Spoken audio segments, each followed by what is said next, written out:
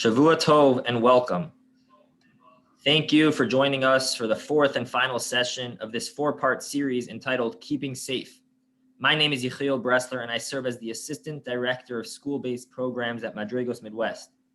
This series has been a three-way partnership between Madrigos Midwest, a Chicago organization focused on the mental health and well-being of teens and young adults, Nefesh Chicago, a professional organization and venue for Orthodox mental health professionals who serve our community, and the Associated Talmud Torahs and their reach, the central agency for the Jewish day schools of Chicago, working to build stronger schools and healthy families.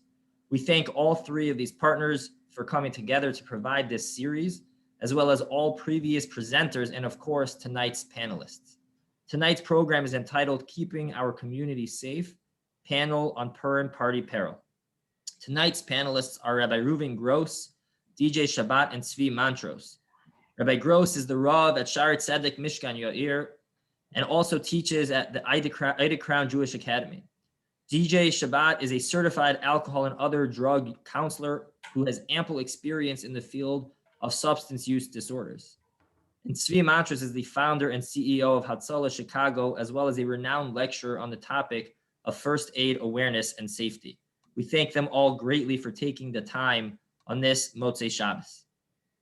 We will begin by asking each panelist to provide some brief opening remarks on the topic, after which we will go into questions that the panelists will answer accordingly. At any time, please feel free to submit questions using the question and answer function at the bottom of the screen. You can ask these anonymously if you would like. Without further ado, I would like to call upon Rabbi Reuven Gross to begin with the opening remarks. Good luck to all of you, and it's a pleasure to be here tonight. And I'd like to thank our Bressler for inviting me and the organizations that's sponsoring this very, very important event. I'm going to begin by sharing something with you that is kind of personal and seems completely random and irrelevant, but I will try to make it relevant because I think it is relevant. My wife and I today celebrated our 36th wedding anniversary. So thank you all for those of you who are saying Mazel Tov. I appreciate that very much. But there's a reason why I shared that with you. There's something that was shared with me on a video not long ago, but I don't know when this video was taken, but some time back. And maybe some of you have seen this. A video of Rabbi Dr. Abraham Twersky, Zichrono Livracha, someone who would have been great to have him here tonight, wouldn't it? Someone who's specialized really in the whole issue of substance abuse, and someone who's brought such an important Torah voice to this issue. And in this little clip, he talks about Noach and how Noach, the Torah describes Noach as the Ich Tzaddik Tamim Haya B'Darosav, that he was a tzaddik, and he was a perfect tzaddik. He was someone very, very special on a very high spiritual level, and yet we know that right after the Mabul, right after the flood, Noah comes out, he plants a vineyard and he gets drunk. How is it possible that the tzaddik Tam Hayibadarosav gets drunk? And the answer that the Ritversky shared in the name of the Sfas Emes is that Noach knew exactly how much alcohol he can handle. And he knew how much he could drink. And he knew that he would drink the amount that he drank, he would not get drunk. What he didn't realize was that times had changed. There's a time before the Mabul, and there's a time after the Mabul, and it's a completely different reality. And therefore, the alcohol that would affect him before the Mabul, or would not affect him before the Mabul, could very well make him drunk after the Mabul. And Rabbi Twersky went on to say, times are changing, and everything's changing. Not every generation changes, but every hour things are changing. And this is something we need to be cognizant of. My wedding took place in the Marina Del Rey. Some of you may know about it. It's a hall in the Bronx in New York that I think is owned by or at least at that time, it's owned by Italians. And when we get married, the rule was, the chassan side is supposed to pay for the alcohol, for the liquor. That's part of the flop system. And so we had to pay for that. And the rule was that you couldn't just bring some liquor. You had to have a bar and you had to pay X amount of dollars. I think it was $3 a person for the bar. And it was known back then that at Italian weddings or at Irish weddings, certainly, they lost their pants on that. But when it came to Jewish weddings, they made a killing because Jews did not drink. Yeah, you took a shot, you took drank al chaim, but there's no issue of people going to the bar and drinking and drinking and drinking. And therefore, 36 years ago, at a chasna, at a yeshiva chasna, no one was getting drunk. Times have changed. And this is something that we need to be aware of, that we live during times when these issues need to be addressed. For us, parenting is not just something that we do because you know it's important. It's a mitzvah of chinuch, and it's a responsibility that we have towards guiding the next generation and clients so how to navigate all the issues, including the issues that are relevant today and the here and now, recognizing with open eyes what it is that we're dealing with. Purim is a mitzvah. Chayiv adam l'usum Purim. Chayiv, a person is obligated to drink on Purim. But what exactly does that mean? And how does that translate into the reality that we're dealing with today and the tensions and the concerns we have today is such a incredibly important thing for us to address. And therefore, I just want to say Yesher Koach to the ATT and Yesher Koach to Madregos and Yesher Koach to Nefesh for sponsoring this event. But even a big Yesher Koach goes to those of you who are parents who are concerned enough about your children to participate tonight. This is something that demonstrates your values and the esteem with which you hold your responsibility to take care of your children and give them good hadracha. And so therefore, Yesher Koach, and we should be masliach tonight in giving you some useful information and some meaningful ideas to think about and talk about. Thank you. Amen. Thank you very much, Rabbi Gross, for those opening remarks, and a mazel tov on your anniversary. Thank you. Now we'd like to ask Tzvi Mantros, the founder and CEO of Hatzalah Chicago, to share some opening remarks. Hi, everyone, and thanks for joining tonight. Very kind of Madregos to invite me here to share a little bit of information, and hopefully I'll share some more information later on. A lot of people tend to ask us what's an emergency in Hatzalah, and an emergency is defined as that of a layperson. What is an emergency to a person at the point where they feel they're in over their head is considered an emergency. What an emergency means is that myself, our responders, our dispatchers, we're all going to be doing various actions, and we're going to be driving lights and sirens, an emergency that you defined, that a person defined. And when it comes to Purim, obviously the hashkafas that everyone has may vary as to drinking, if drinking, what drinking, and how that occurs. But once someone is in over their head, then we're getting a call and our ambulances are responding to it. And at that point, it's not about judgment, of course, it's simply about providing the best care we can. And we will care for everybody and anybody that calls us, regardless of how they found themselves in that circumstances. I think I'm grateful to be here tonight because we have a chance before a call occurs to consider, do we need to be found in those circumstances? Do we need those circumstances to come to pass? And in a year like this, particularly where groups are a little bit reduced and people are going to be thinking about Purim slightly differently, and we'll probably talk about that a little bit more later, we'll kind of see maybe how this Purim can be a reflection for future Purims and what type of Simchas Purim occurs that will dictate whether or not we're going to find ourselves in a situation where a layperson will find themselves in over their heads and necessitate calling Hatzalah. Obviously, the second part that comes from that is responders are leaving their families and leaving their tables, and they're taking their risks that are involved in the inclement weather that we have here in Chicago. And we're going to be responding to your emergencies. Something as simple as even somebody slipping and falling on their way to help you could have possibly been avoided had we not put ourselves in that circumstance. So I'm not saying in any which way that we're discouraging from calling. Obviously, we want to be called if someone is found in that scenario, but we're having a good pre-event discussion where we can kind of consider what is an emergency and do all of those emergencies have to come to pass? Do those need to occur? And what steps are going to come as a result of the decisions that we're going to make for ourselves and our families going into Purim? So hopefully we'll get to all those topics, and looking forward. Thank you for having me. Thank you, Tzvi.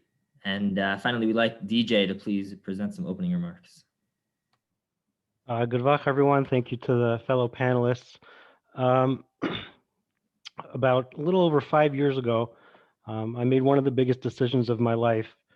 And one of the consequences of that decision led me to start to move into the field of helping people that suffer from this disease of addiction or substance use disorder. One of the things that I've learned in my last 5 years is that this disease knows no ethnicity, it knows no socioeconomic reality across every culture and region. Studies have shown that roughly 10% of the population will suffer from the disease of alcoholism and addiction. What this means is that roughly a third of the people that are watching this video right now have a family member that is suffering or impacted from this disease.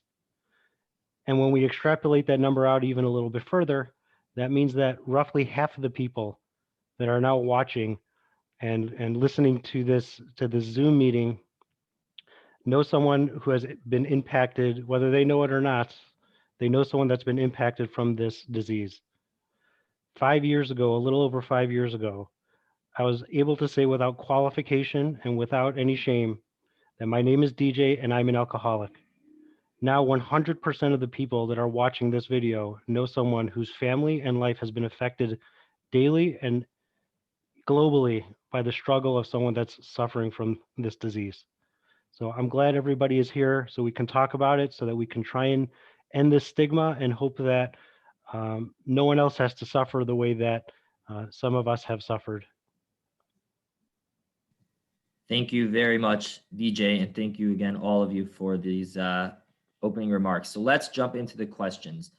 First question is about modeling behavior. We talk often about how crucial it is for a parent to model behavior to their children, which can obviously get tricky on Purim, when the appropriate behavior, again, whatever one deems as the appropriate behavior on Purim, is clearly different between how an adult and how a parent should be acting and how a child should be acting. Under such circumstances, how do we consider our modeling of behavior on Purim? Let's start with Rabbi Gross. Well, clearly, role modeling is critically important. Do as I say and not as I do is never a good approach to chinuch, towards raising children. And we have to think carefully about that. What do our children see? But I think if we're going to talk about role modeling, as far as Purim is concerned, we need to know that the role modeling, and I know it's a little bit tough to say this a few days before Purim, but it can't start on Purim. Role modeling is a year-round requirement. We need to be showing responsible behavior to our children around the year, and then it makes it much easier to deal with the Purim piece. So you have to ask yourself, what do your children see in terms of your relationship with alcohol? What role does alcohol play in your daily life? I remember many years ago, this was even before my wedding, so we're talking about really ancient history. I remember reading an article in the New York Times about why they were discussing why alcoholism doesn't seem to be an issue in the Jewish community. This is, again, years ago. And one of the things that they wrote there was because for Jews, alcohol plays a role religiously, and therefore alcohol is ritualized. And because it's ritualized, there's certain times when you drink, then alcohol is pretty much reserved for those times. And it's not used as a recreational drug, if you will, so that you can use that to relax. Alcohol is not the way you relax. Alcohol is use it for Kiddush, and use it for Havdalah, and use it on Pesach, and you have a l'chaim after the fish. And that's when you drink. And that's why the experts at that time suggested why amongst Jews you did not have such an alcohol problem. It doesn't mean there was no alcoholism. I don't want to paint too much of a rosy picture, but it wasn't really a problem in the Frum community. And maybe that's something we can think about, ritualizing our use of alcohol. That for us, it's not, again, it's not what we do in order to relax. It's not what we do in order to be able to get into the mood of simcha at a chasana. But you have a l'chaim, and there's an appropriate time to have a l'chaim. There's an appropriate way to have a l'chaim. So what do our children see us doing in terms of alcohol? Some people don't want their children to see them drinking at all, because then I think it's probably better for your children to see you drink, but drink in a healthy way and an appropriate way, rather than to think that you don't do it at all and this is something they're going to learn from someplace else. So I think that's in terms of year-round. Now, clearly, Purim is different. And as your question pointed out, Purim is a little bit different. We drink a little more on Purim. But not everything that's appropriate for a parent is appropriate for children, and we shouldn't shy away from that. Obviously, the drinking on Purim has to be something that does not embarrass you as well. And there's something about drinking on Purim. One of the things that I've tried to do myself in terms of being mechanech my children, what drinking should look like on Purim, is that I only drink wine. I don't drink liquor, and I don't get plastered. But you drink a little bit because there's a mitzvah to drink, and you misameach, and really it was all about the wine. And many posts can hold that really that's the way it's supposed to be, is that you're drinking on Purim should be wine, and there's a world of a difference between drinking wine and hard liquor. So if year-round they see you drinking responsibly, and when it comes to Purim, they see they only drink wine, and you don't overdo it. They see, okay, that's something that maybe I'm going to be doing one day, but it does not necessarily mean now, and it's okay to have that conversation. There are lots of things that adults can do and children can't do. Just because adults drive doesn't mean children are ready to drive. There are laws about voting that children can't vote and adults can vote, and there are laws about drinking. So there's an understanding that certain things that require a certain amount of maturity to be able to have the right, quote unquote, to do that. So I don't think we should shy away from that. Nevertheless, the behavior that we display to them as they're growing up, but depending on the age that they're on, that they're in, that they're at, that they should be exposed to, they're watching and they're taking notes. They take notes for then, and they take notes for later on in life as well. Excellent points. Thank you very much, Rabbi Gross. I know DJ wanted to add a little bit to that. Thank you, Rabbi Gross. That was amazing. There was really not tremendously much to add to that. There was a lot that I like that you said. I would only add on again. I would like to separate Purim from the rest of the year as well, in that I believe that children see what we do and they want to do what they see. So a lot of our hashpah on them in terms of their relationship to alcohol comes from what they see as our relationship to alcohol. And to agree with what Rabbi Gross said, if you're going to be someone that, you have a shot here or there, or you have something, you're drinking Kiddush, you're having a Kiddush, okay, that's one thing. If it's something that you're looking forward to not being able to handle yourself and you can't wait to drink more than your regular dosages, then you're not being a tremendous model for your kid. And when I was thinking about this question really over the week, I was kind of thinking back how when I was a young kid, way back before when when you got married, Rabbi, maybe around the same time, and I remember being taught that I always have to be careful that I'm making a Kiddush Hashem, and I remember always being taught that people will look at me and assume that the entire religion of Judaism is based on me. And I think that I'm looking at the site here and I'm seeing almost 50 attendees. And I wanted to sort of just remind everyone that the role modeling that we're doing is not just for our kids, it's for other people's kids. When we're walking around and we're doing things, people are seeing that. Unfortunately, when I was a young kid, I didn't understand how great my parents were. So as much as they were role models for me, especially now and later in life, there was other people that I also looked up to as role models.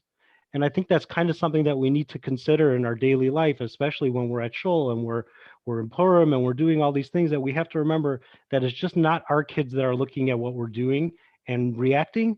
It's that we also have a need to be aware of the effect that we may have on other people's kids as well. So going into the modeling of behavior, I think it's something that we need to be aware of to continuously do, and that we always need to be aware that people are looking at us and seeing this is what adult menschlichkeit looks like, and to act accordingly. Thank you, DJ, for that.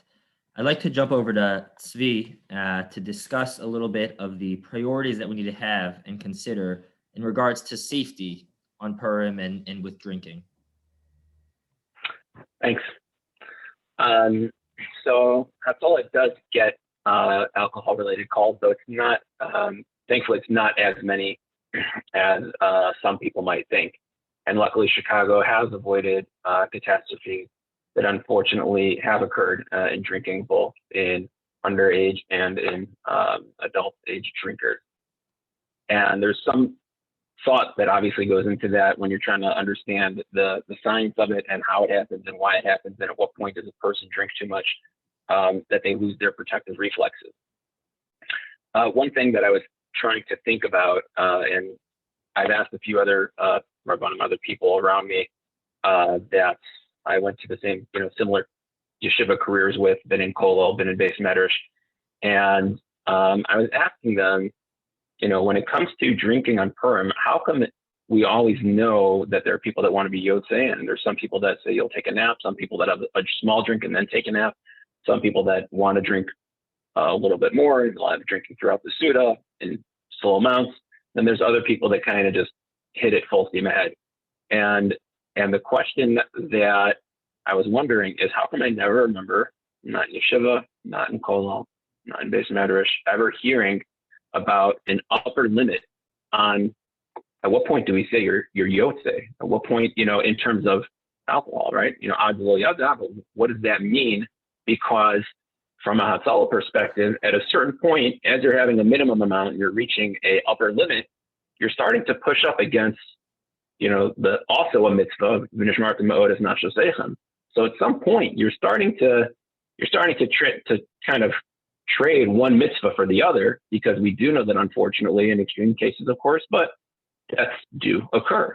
So how do we not ever have a discussion about what's the upper limit of drinking? And that's something that I don't have a good answer for, but I'm happy to bring the question into the conversation and let people think about, at what point do you think that you are Yotzei? So on the scientific, kind of perspective of it, what's a drink, and what's impaired, what's the purpose of it? So one drink of alcohol is typically considered one beer, a glass of wine, 5 ounces, or a shot of alcohol.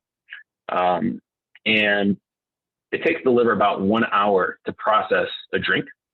So most people, average age adults, maybe 150 pounds, 170 pounds, 2 drinks already would put you at the legal limit in Illinois, 0.08 in terms of blood alcohol content, to call you impaired. You're not allowed to drive a car anymore. So are we Yotzei the mitzvah then? I don't know. Everyone has a very different viewpoint on that. But you're already impaired by state law to be considered drunk. You're impaired enough that you're not allowed to drive a car. So we know that alcohol is a substance that has a certain effect on people that kind of brings about impairment. At what point, do we want to start thinking about this? Because it does start to reach to a point where we're not really getting the desired effect that we want. There are some people that will have small amounts of wine throughout their Suda, and the Torah keeps flowing and it's beautiful. And there are other people that kind of get quiet real fast, and they'll keep drinking, but they're not really getting maybe as much benefit out of that as they want. So thinking about what the purpose of the alcohol is, and at what point you're trying to get the impact, the effect of the alcohol for the mitzvah, if that's why we're drinking, and at what point we're starting to lose the value of the mitzvah, and we've gone above the range where we're trying to get at, what's the therapeutic effect, and what's the desired effect, perhaps not therapeutic, but what's the desired effect of the alcohol, and how much more do we need to have to get the mitzvah? I think we need to kind of consider that and start to think about it accordingly, so that people aren't putting themselves at risk. And one of the biggest risks that people will have, and sometimes at Purim Sudas where there are people that are not old enough to be drinking legally, other times throughout the year or not for religious purposes, is that they'll see somebody who's clearly had way too many, and they'll feel that they got them home safely because they let them walk home through their door, and they watch them go inside. The challenge is that they weren't really safe, because if they are allowed to lay down, and at a certain point, if they had, let's say, the hour beforehand, they had a party cup full of vodka, and that's what they went to, then within the next hour, they went to sleep, their blood alcohol is going to keep rising until the point where they may actually lose the protective reflexes of the body. So just because you saw them walk into their home safely, it doesn't mean that they're going to wake up the next morning. And that is something that needs to be seriously considered when we start considering drinking. And I don't know if I have the ability to impact what anybody considers drinking for themselves or what they're going to do. My appeal to people is to try to consider for other people when you see what they're doing. And a lot of people tend to be good at telling other people what to do. So if you see what someone else is doing and you realize that they're engaging in behavior that is not really something we call drinking anymore, they're already drunk and they're having, cups full of vodka at that point, I would be happy to tell anybody that that's called self-harm.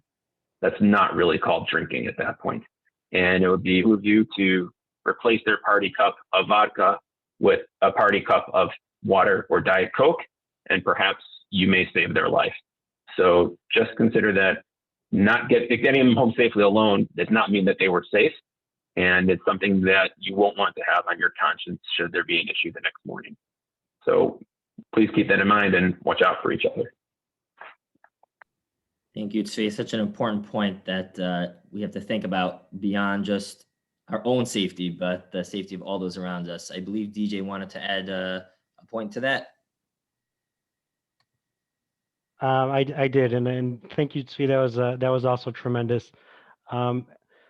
Actually, I think that Rabbi Gross actually said it a little bit better before, which was kind of something that I wanted to get to. But when bringing up the situation of Noah, right? Noah supposedly knew exactly how much he could drink without having to get drunk. And I think we all know how that story ended up. And I think that we can take an example of that, of not trying to think that we know more than a medical personnel is telling us. And to be honest, we have to understand that alcohol is a drug. If little DJ, for the first time yesterday in the history of the world, figured out to crush grapes and ferment them into alcohol, the world would call it a drug, and it would be very, very highly regulated. When we're putting this stuff into our body, it is inhibiting our ability to make decisions. And I think that that's also another important factor that we need to take into effect, not only when we're modeling this behavior to kids, but when we're doing it ourselves, because we have to understand that at a certain point of use, we are no longer making coherent decisions. And I'm tired of walking around and, it's sad when I see people that they can't even stand up straight anymore. And they think they're doing mitzvah. And to me, it says v'chai bahem. It means to live by them. It means that we should not be taking these risks upon ourselves.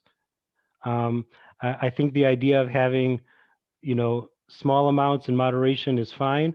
I think the idea of taking into our taking so much of the substance into our bodies that we need to call hatzalah is something that we should really start to look at ourselves and decide if that's what we want to be doing for Hitter Mitzvah.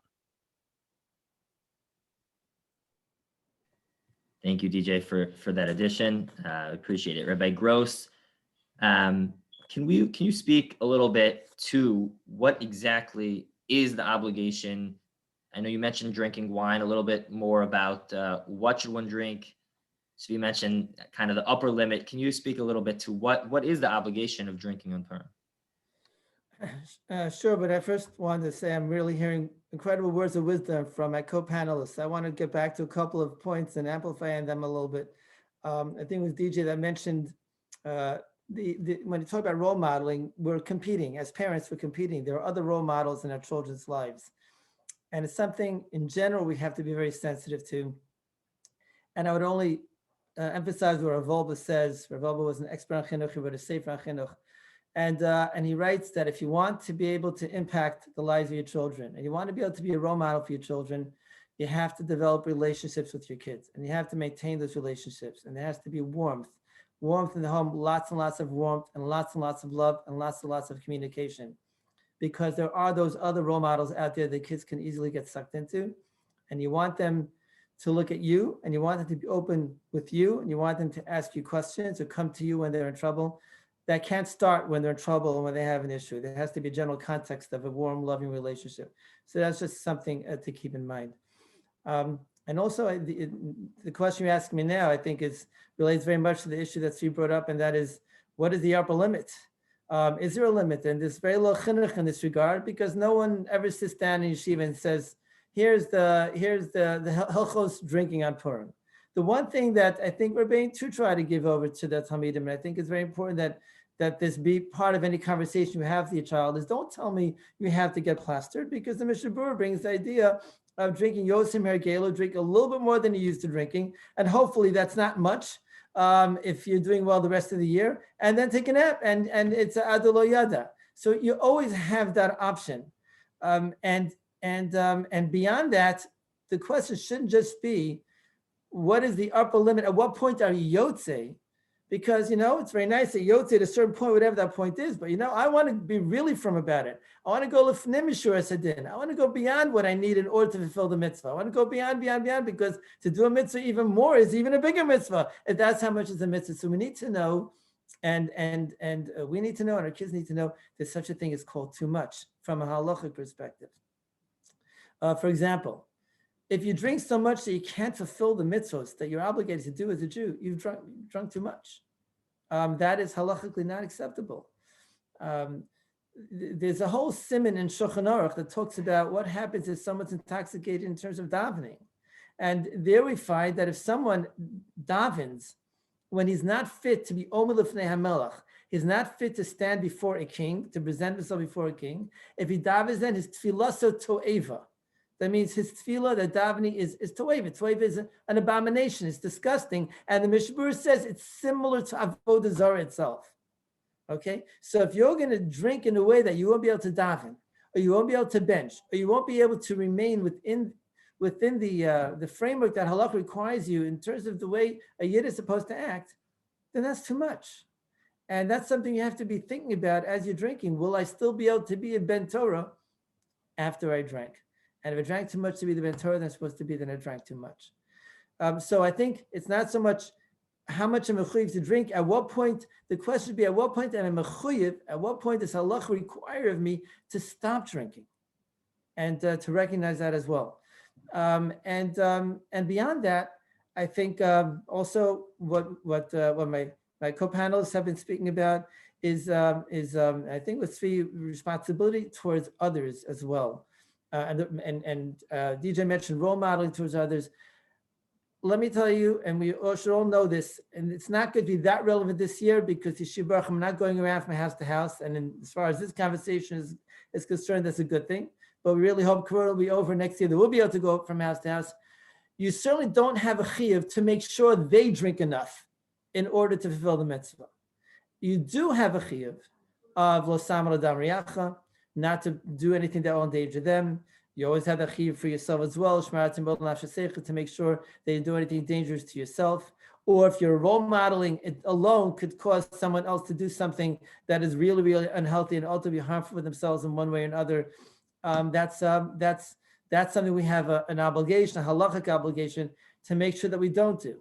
So I think those are some things to keep in mind, is that there's such a thing as drinking too much halachically. Don't worry so much about drinking enough, but be even more concerned about drinking too much, because it could wind up blowing serious mitzvahs, serious halachic obligations that you have. And then, the expression, Yatzaschar behefseda, you have lost more than you have gained. So I mentioned earlier wine is l'chatchila, and I think that's a great option that should become more institutionalized. And even then, of course, you can drink too much wine, but my sense is, and I'll leave it to the experts, that there's only so much harm you can do with wine, or it's less likely they do something terribly harmful in terms of your physical health. Of course, chas shalom, if you're driving, then and you're impaired, then that's regardless. But halacha certainly is comfortable with drinking just a little bit. If you're drinking a little bit more, if you're in an environment where that's controlled, it's a controlled environment. It's an environment where the behavior is appropriate. And I think that's another thing to think about, as I'm saying, in a chiv of mitzvahs, but it's more than that, is what's going to be appropriate behavior and what's an appropriate environment in which to let yourself go a little bit. And there are environments where it's just a bad idea and you're not doing a mitzvah at all. You're doing that very big, because in your environment, then I don't feel comfortable necessarily getting to specifics because there are so many, and you can fill in the blanks. But if you're in an environment where the behaviors that will go on when people drink will be something that is not consistent with Torah values and a Torah lifestyle, you can be sure that was not a mitzvah at all. There was zero mitzvah involved in that. So I think to talk about all of the above and to think about all of the above and take that into to consider all of those issues of, is my drinking going overboard? Make sure to drink better to drink too little in terms of the mitzvah than to drink too much, and to make sure that my behavior will be something that I can be proud of afterwards. And maybe that's a good question to ask yourself. Am I drinking so much that I won't want someone tomorrow to remind me of what I did today? Then that's you've got to be out of the chiv as well. And to think about the context within which you're drinking, and to try to go for the wine rather than the hard liquor. Thank you very much for that overview. It's very, very helpful and practical. One thing that you, just to pick up for a second on one thing that you mentioned, which has been consistent in all of the presentations that we have heard, which is that the relationships and the ability to talk about it, that has been said by our panelists and by our presenters in every topic. And that just speaks to how crucial that that is. If I can further the question, Rabbi Gross, just a little bit, it was just submitted now. You mentioned a little bit about the environment, considering the environment that we're in. I guess we'll frame the question from a parent's perspective. How does a parent talk to a child that would, on a normal year, be in yeshiva, where perhaps even some of their rebbeim are holding of the more machmir approaches, we'll call them, in terms of drinking more, and maybe people that we look up to and we trust are acting in one way and maybe even advising in one way? How would a parent speak to a child under such circumstances? It's a great question. Meaning a child who's home this year when normally they'd be in yeshiva, is that what you're saying? That as well, but I'm saying someone who on a typical year would be in yeshiva, right? And is in yeshiva, but where drinking is a little bit more standard than it will be this year. But they see, let's say, their rebbeim pushing it a little bit and even pushing the Purim a little bit. How can a parent prepare a child to act responsibly in a yeshiva setting? Well, I'm a little bit uncomfortable saying this about rebbeim, and I like to believe most rebbeim would agree with them saying now, you don't have to, children have to be given the strength by their parents to be able to not necessarily follow the crowd. And that's always true. It's not just true for drinking on Purim, but there are always things that are going on in any kind of teenage environment, and it doesn't make a difference what that environment is and how good the yeshiva is. There are always issues that you have to watch out for. And I think that's a conversation that every parent should have with their child before they go off to yeshiva. That not everything you see will necessarily be something that's good, and not everything you see will be necessarily something that's good for you. So take it easy. Take it easy. If you're in yeshiva, the environment actually is in a good yeshiva environment. That's in some ways, as far as I was talking about before, the safest place to do a little bit of drinking because you're in yeshiva and you have your rebbeim there. But that being said, I think there's an age issue. Depending on how old this bacher is. If he's in high school, when I was in yeshiva, I went to Long Beach, and I think it's like that to this day. They didn't let the high school stay for Purim altogether because they didn't feel that the high school kids should be drinking. Now I understand that some yeshivas, high school kids are drinking. Personally, I don't feel that's a good idea. But if you're in a school, in a yeshiva where high school kids are drinking, I don't think that's necessarily what the rebbeim want. I don't think that's necessarily what the Hanhala wants. Just because the Rebbe is drinking, it goes back to what we said before. There may be something that's appropriate for Rebbe because he will, what's going to, the pasuk says, Nichnas yain yatsa sod, that the wine goes in and the secrets come out. Are you ready for your secrets to come out? When the Rebbe drinks, look what comes out of his mouth. When some of the Bachram drink, or when you drink, the same thing might not necessarily come out of your mouth. So see what you see. And kids will have to learn a little bit, and they may make some mistakes, but I think we have to do our best to make sure those mistakes aren't chas v'shalom too big. Thank you very much. One final point, just thinking here before we move on to the next question. Someone again just submitted a question. Is there any role and any appropriate role, and what should be done in terms of girls and drinking? The question was submitted. Are you asking me? Yeah. You want to ask somebody else maybe? Okay. So I'll start by saying there's no Masorah for women drinking. It's, that maybe many things that women feel left out of, they should not feel left out of this. Okay. The history of drinking, I think, for Bachurim is a history of, like I said, being in yeshiva. And at a certain age in yeshiva, it can foster, perhaps under the right guidelines and within the right limits, a certain kind of, perhaps one would say even growth. They would tell you, yeshiva, you can grow. You can grow from the Torah that you're surrounded with and the whole ruach of yeshiva, which is something very, very specific. You don't have something like that for girls. While I don't have anything that I can cite specifically as far as where that chiyuv, how to draw that line of the chiyuv between men and women or between boys and girls. I would say, the conversation we're having tonight goes under the rubric of al rishonim anu mitzdarim. We have enough of a problem with the boys drinking. We certainly don't want to go in a direction where we're going to be encouraging girls to drink on Purim. It's just, you don't want to go there. Okay, thank you. Well said. I know I threw a tough one at you on the spot. If we can switch over now to Tzvi, can you speak a little bit about the legal obligations and ramifications there may be in terms of people coming into our home, and like Rabbi Gross mentioned, in terms of Bachurim collecting and whatnot, but what obligations, you spoke already towards others of safety wise, but what about legally? What can you tell us about that? So I'm not an attorney and this is not legal advice. With that disclaimer said, there are certain things that people need to understand about the policies and procedures that impact public safety agencies as this becomes an emergency as defined by a layperson. So whether you called us, whether somebody else called us, it doesn't really matter. Once our system is activated, understand that we're working on recorded hotlines. We have oversight by public safety agencies as well, such as our hospital and our medical director, whose license we operate under. There are certain things that are going to occur. So understanding kind of back to like Rabbi Gross said, don't let those mistakes be too big. Other communities, unfortunately, have had drinking mistakes that were too big. Other countries or other cities have had other issues. And I'm not saying that it hasn't happened here. It may have, but we have to think about what those mistakes are. So what goes into that as far as we're concerned? On Hatzalah side, a minor cannot refuse treatment without a parent or an adult. That's without being intoxicated. That's just a minor cannot on their own. An intoxicated adult cannot refuse treatment or transportation to the hospital. So what does that mean? Do we come and collect drunk people and bring them to the hospital? No, we don't. One, because people don't have to call us if someone can be managed by a family member.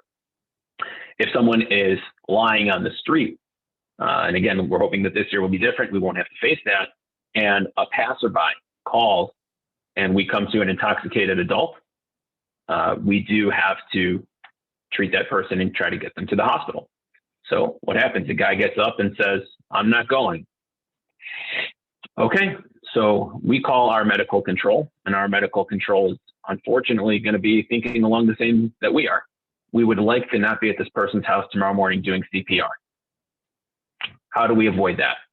It became an issue because the person was not in their home, or they came out of their home, or we were called into their home and they're not manageable, but now this person needs to be taken care of. What do? You have to come with us. I don't want to come with you. No problem. Well, our medical control, we say, hey, we have an intoxicated adult. We don't know if they're going to be safe or taken care of. What do you want us to do? And they say, bring them to the hospital. Person doesn't want to come. Call the police. Do I want to be in that position? No. Do we find ourselves in that position? Sometimes. We call the police. Guess what the police do? They show up and they say, hey, I'm wearing a body cam. I'd like you guys all to know that before we get started. What's going on? Is that a position that we want to be in? No, we don't want to be in that position, particularly if we're talking about an intoxicated minor. More often than not, if an intoxicated minor is coming with us and they're going to the hospital, that may or may not be the end of it, but understanding that the hospital may report that. Now, there are understandings to be exceptions for religious purposes with a parent, perhaps in their residence, maybe at a synagogue with their parents, but supplying alcohol to a minor is a crime. Pretty straightforward. There's a social host law, says $500 to $2,500 fine, and you could be facing up to a year in jail if you supply a minor with alcohol. That's a pretty big mistake. And I do know one person that did inform me that they know of somebody who was imprisoned for a year for supplying minors with alcohol. And here's the scary part about Purim parties, if that minor walks out of your house after one drink, They weren't necessarily impaired, not impaired, irrelevant, and they get hit by a car. And the officer says, "Hey, you smell like alcohol. Where did that happen?" They say, "That house." Once there's a serious injury or, God forbid, a death, you're talking about a felony. It's not a misdemeanor anymore. And you could be looking up to 3 years in prison and a $25,000 fine. More than the $25,000, 3 years in prison, and worse than that, someone got really seriously hurt. What's to say that someone that you're supplying with alcohol, whether it's that's coming, whether they're there for a school or MOSET or not, is going to be safely guaranteed passage home because you were not watching your alcohol properly, or you supplied them, or you thought that you had to make sure that they were Mekayim the mitzvah. I don't know. It just kind of seems pretty risky and a mistake that you don't get to take back. On the police side as well, besides for the body cam and the Chil Hashem that's involved in that, if underage a person is in possession of alcohol, that's a $1,000 fine if it's in their vehicle. If they're caught driving while there's zero tolerance in Illinois for underage alcohol while driving. You don't get to be under the legal limit. The legal limit's 0. If you have any alcohol in your system as a minor, it's a 3 to 6 month suspension, I think. And on a second offense, 1 to 2 years, you lose your license. And these are things that can impact employment and so many other ramifications. Why would anybody supply alcohol to a minor without, if their parents there and they're approving it, that's one thing. I recently had, a 20 and a 21-year-old that were at my table. And instead of having to go through this dilemma of, hey, he's almost 21, who cares? I just chose not to serve alcohol. Why have to deal with it? His parent was not there to make the decision for him. So why make him feel uncomfortable? Why let the other person have it? So I just chose not to have any at all. That's okay. You don't have to have alcohol. You can skip it and not put them in that scenario. Another thing that is not considered very fairly is the side of the hospital, right? So we've already had to make Hatzal members come out and drive and risk themselves. We may or may not have had police involvement, and now we pick them up and we get them to a hospital. What's the hospital going to do? Pretty much, they're just going to watch you and make sure that you don't vomit and choke on your own vomit and die. Pretty straightforward, but they might have to start IVs, give you some fluid, and they'll have to maybe check your blood alcohol content if they do or don't, depending on the circumstances. While somebody's doing that, you're taking their attention away from another patient that needs it. Was this an avoidable circumstance? Yeah. Was this a mitzvah? I think you'll be hard pressed to find a rabbi that'll tell you at that point, where you're in the hospital taking up resources and time of everyone else, that you were in the process of doing a mitzvah. There is definitely a cutoff point that should have been avoided, and perhaps is reflected, as Rabbi Gross said, on all of the previous drinking that was involved. So understand that a lot of things are put into motion that don't get taken back easily. And whether or not, you want to make an argument, it was a religious purpose, it wasn't a religious purpose, it's going to be up to a judge at that point. And it's so much that could be avoided, and so many resources that don't need to be utilized and could be better spent on taking care of other people that need it. So it's a lot of legal ramifications. Thank you so much, Tzvi, for bringing so many of those perspectives to light, so many things that we often just don't think about. The next question is about substance use disorder. And the question is that I've heard substance use disorder described as a disease. DJ, can you please elaborate upon that? Excellent question. Thank you so much. And Safta Susie, I'm going to get to the answer to your question in a second. I hold here the Statistical Manual of Mental Health Disorders. This has every single mental health disorder, from depression to schizophrenia, from anxiety to sociopaths, right? One of the things that's mentioned in here is substance use disorder.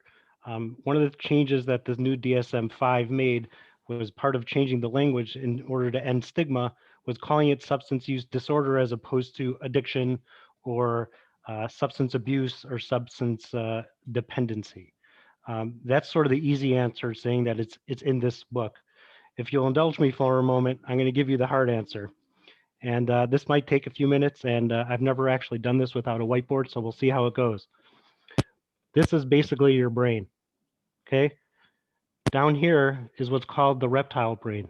Now, I don't care if you want to believe that it's evolution that put it here, or if it's God. The fact of the matter is that it's there. What this does is this controls our instincts and our drive for survive, our fight or flight, you may have heard of. Okay, so when we're feeling cold, it sends a signal to the front of the brain that says we're cold, and the reason why it does that is because our body will die without, like, we won't survive if we don't find shelter. Right? When we're hungry, it'll send a thing to the front of the brain. It'll say we're hungry, and the reason for that is, again, for the drive to survive, because our body can't survive without nutrition. Up here is called the prefrontal cortex. This is the newer brain. This is what controls our morals and our decision making. Over here, when we get a signal from the bottom brain that says, hey, we're hungry, over here is where we decide what we want to eat, whether it's going to be steak, whether it's going to be chocolate cake, or whether it's, God forbid, going to be a salad. One of the other things that happens over here is where we have the morals of deciding what's right and what's wrong. So part of that is deciding to not eat a cheeseburger because we believe that that's morally whatever, not good for us, let's say. This is where we decide that, you know, I'm cold, I need a coat, but I'm not going to go steal a coat. This is all happening at the front of the brain right here. That's right here. Here's what addiction does. It cuts that front part right out, right? So now our drive to survive is completely hijacked. Now the answer to I'm hungry is no longer eating. The answer to I'm cold is no longer seek shelter. The answer to I'm cold is seek the substance. The substance is what's going to make everything okay. This is why it's called a disease, because it's a dysfunction in the brain chemistry. This is no longer science fiction. This is science fact. Current neuroscience and neuro developments have shown this to be true. We know it. I can go into all the details about the serotonin and the stuff like that, but I don't feel smart enough to really go that deep into it. So I kind of share my version of what I've learned. Now, one of the reasons this is most important in terms of young kids is because that prefrontal cortex is actually not fully developed until you're 25 years old. So if you think about some of the decisions you've made as a 16-year-old and some of the decisions and moral judgments you've made as a 30-year-old, they're probably a little bit different. If we're exposing our kids to these substances before they're 25 years old, we're damaging their prefrontal cortex to the point where they might not be able to choose whether or not to drink alcohol anymore. Again, that decision will be made for them because they lose that decision to choose. There's no morals anymore in it. Their answer to all their problems is going to be their substance. Another thing that I saw someone ask before is that there is a predisposition to alcohol. We don't know exactly where that comes from. There is some genetic link to it. So if someone that is in your family suffers from this disease, there's a 25% chance that one of your kids will. You have a 25% better chance of catching this than someone else. We don't know where the predisposition comes from. We don't know who has it or who doesn't. Maybe soon with gene therapy, they'll be able to kind of figure that out. But what we do know is that you can actually use too much to the point where you change your brain to get that way. And again, this is a dysfunction in the brain. This is something that we have to be very specific about to end the stigma of substance use disorder. This is no longer a choice. This is not a moral failing, right? Someone that's diabetic, you don't tell them you have a pancreas, just make some insulin. Someone that has dementia, you don't tell them you have a brain, just remember things, right? You can't tell someone that passes the point where their brain is now dysfunctional that they just have to stop drinking. It's a lot deeper than that, and it goes a lot further. It takes a lot more. Thank you so much. Wow, very, very insightful.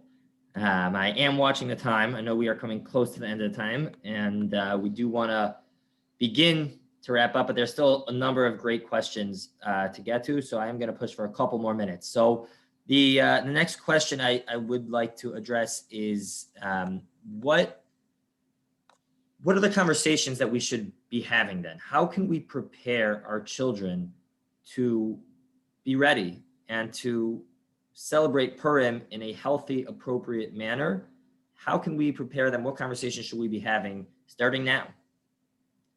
Begin with Rabbi Gross. Well, I think one thing we could do is have them watch this this webinar and some of the amazing things that we've heard. We need to sit down with them and talk to them and say, yeah, there's a mitzvah to drink, but it's not as a mitzvah to drink. It's not as a mitzvah not to drink. And to make them aware of the dangers. It goes back to the idea of communication, communicating with your children. Again, I would repeat what I said, not to follow what everyone else is doing, because sometimes people, especially kids, will do things that are really dangerous to themselves. And your child needs to know that. And that's true for drinking, it's true for smoking, it's true for vaping, it's true for other things that they may see other kids doing. And I think we should also make sure they have a way to contact us if they're not going to be at home. If you have questions, if you're not sure, if you're feeling unsafe, I think they need to be able to reach out to us, and we have to be available for them. Thank you so much. DJ, I believe you wanted to add to that as well. Of course, I love talking about this topic. I would agree 100%. I think the key here is communication and what we're modeling. I think Madrigos is doing a tremendous job in terms of educating the community, educating the children, and that does a very, very big part of prevention. We know that the numbers have been going down steadily over the last few years, just in general worldwide. That has kind of jumped a little bit with the COVID situation. I think also, like Rabbi Gross said, letting your kids know, in my opinion, a way that they can reach you, that you're going to just pick them up without talking, without judgment, right? The important thing is here is that we're keeping our kids safe, is that we talk about it, we educate them, and we educate ourselves.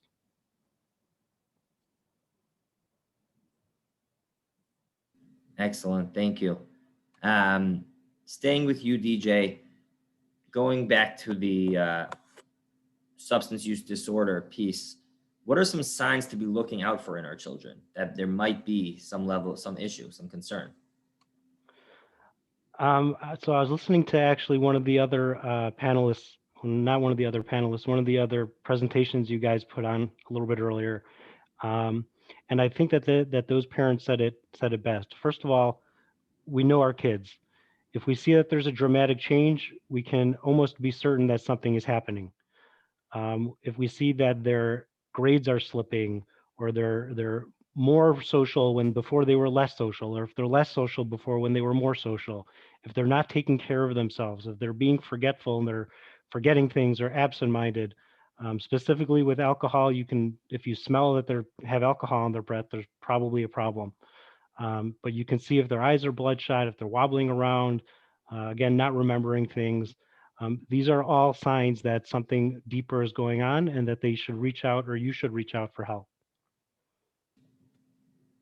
Excellent, thank you. We'll conclude with two more questions. The next question is, we've spoken a lot about drinking on Purim specifically. Can we expand the conversation? And a lot of this obviously is applicable beyond that, but Rabbi Gross, if I can direct this to you at first, what is the appropriate space for alcohol in Judaism in the first place? Because obviously, yes, Purim, it accentuates it, but we have this issue year round. Can you speak a little bit about that? Okay, I'll be happy to answer that. And you'll forgive me, but after this, I have to sign off, so I apologize for that. But there's a place we know. I mentioned earlier the ritualization of drinking.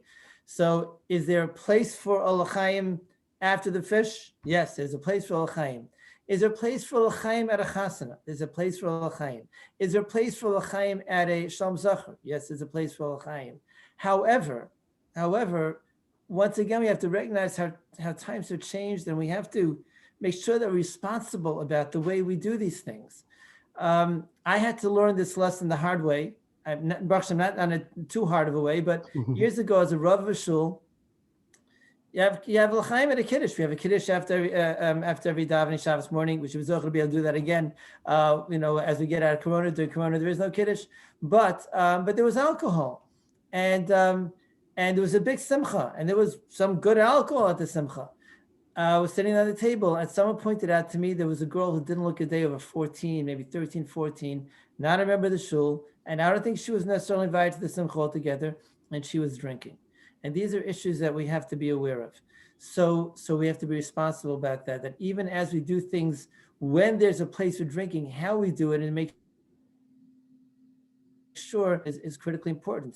It was from then on, and I hope it's okay if I kind of channel a little bit in this direction, tell you know what we did as a shul, is we have alcohol at a kiddush, but the alcohol is held by a sar mashkin, it's held by a butler. Someone in the shul volunteers to hold the bottle and to hold the cups, which are only small schnapps cups, and to give out drinks to make sure people don't just drink and drink and drink. At weddings, we probably should be doing something like that, or somewhat to keep that alcohol under control, especially at a chassid's tish, because we see sometimes young kids, teenagers, or bachrim, they don't use shot glasses anymore. And they're drinking a lot right at the beginning from the get-go. So to recognize on the one hand, yes, there's place for l'chaim beyond the 4 cups of wine, the dal kostas that we drink at the seder, but to make sure that we do it safely and responsibly, and don't let it get into the wrong hands in a way that it's going to be abused. Thank you so much, Rabbi Gross, and thank you for staying on for that. Please feel free to sign off. And we are going to conclude with 1.5 final questions to DJ. One was just inserted a practical question. Someone asked, where can they find places to go if we see a child or a spouse has a problem? If you can address that, and I won't even interrupt in between. If afterwards, if you can go into to maybe a point about possibly a way to accomplish Simchas Purim, without drinking, how we can do that, and then we'll give Tzvi an opportunity to close and wish everyone a good night. Thank you so much, DJ. Sure. To answer your first question, there has been a lot of education in our community, around the community, about people who need help with substance use disorder and how to attend that, how to get that help. My opinion would be that if you feel that there's someone that is in danger, or someone that you feel is in danger, you call Madrigos, you call your Rav, you call Rabbi First, you call Rabbi Robinson, you call people that know other people that can help you deal with this. I've had calls from we have the Refuenu or whatever one of those things are, where someone's calling for help. If it comes down to it, call me, I will help you. I will give you my number. I'll put it right in the box. I don't care. You can call me, email me anytime. I will help you. As to how we can be misameach without using alcohol or drugs during Purim, I would challenge you to think, why do we feel the need to have alcohol to be misameach something?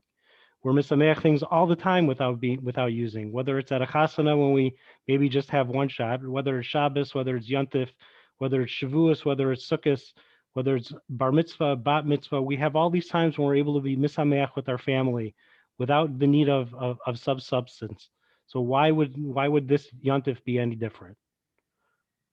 And I would also kind of go out on a limb, because I'm not afraid really of hurting people's feelings and be a little controversial. And I will say that I think if you're a Rav, it is incumbent upon you to make sure that you are not drinking, and that you are not over-serving yourself with alcohol. You should know that you are a role model for the community, and that it is your responsibility to make sure that you're doing things to keep your community safe. Thank you for caring so much about each and every one of us and your willingness to help. I do want to reiterate what you mentioned, DJ, about seeking help. We have so many wonderful organizations that are able to help in all different manners. At Madrigos Midwest, we are also, if you do feel like you have a concern, we are open, and we take assessments. We can do a full assessment to either then, if necessary, see them with one of our therapists in our counseling center, or refer them out as well. So please do not hesitate to reach out to us with any of those questions as well. I would like to turn to Tzvi now for a couple of closing remarks.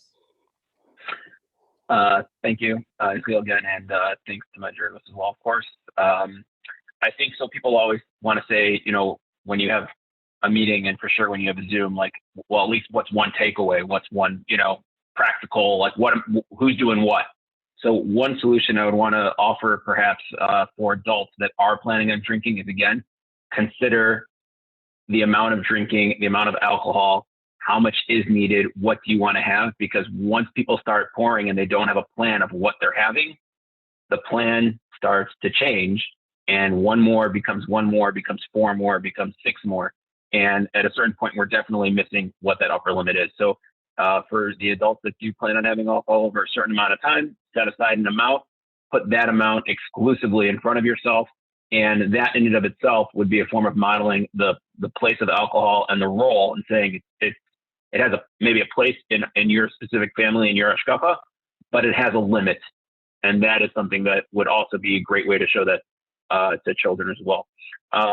Know that obviously Hatzalah will be there for every single person's call. When we're called, we're going to show up. We don't judge. We're not interested, in trying to give any guilt trips or make people wonder why we're there. We're there. We're going to help. It's going to be non-judgmental. It's going to be entirely confidential. But the question is, again, is there a Chil Hashem aspect for other Yidden? Is there a Chil Hashem aspect for the police and the hospital staff that may be involved? So at what point, are we talking about the Rabbanans in drinking? And what point, perhaps, are we talking about D'Oraisas in making a Chil Hashem? So that's a point that maybe people should discuss with their rabbis as well, when figuring out where the limit is. For the kids, like the other panelists have said, talk to them. Get them to consider what alcohol is. The severe ramifications are associated with even possessing it as a designated driver. If it's in your car and you're sober because you're the designated driver for your friends, that could be a crime for you. $1,000. Just consider for your kids, even when they're trying to do the right thing and they're trying to be helpful to their friends, let them know there are severe ramifications. Do not let other kids be the one to educate your children on topics that are this serious, whether it's alcohol or whether it's vaping. Ooh, drop that bomb right there for you guys to consider. Yeah. All right, we'll consider that too. Don't let other kids be the ones to talk to your kids first about vaping and tell them it's no big deal. Here, go ahead and have that.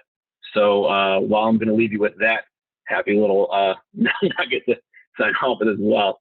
Madrigo, Yechiel, DJ, not the first time I've been lucky enough to present with you, and Rabbi Gross, of course. The fact that we can have this discussion, and obviously the organization, Nefesh as well, bringing these conversations forward and getting people to start thinking and getting people to start being willing to understand they'll have support from everyone here and the organizations here if you need help having these conversations and if you need help bringing them forward to your kids as well. But you need to be the one to bring them to your kids. There's no way to say that in any stronger fashion. Have that conversation with your kids on what alcohol is and the place for it.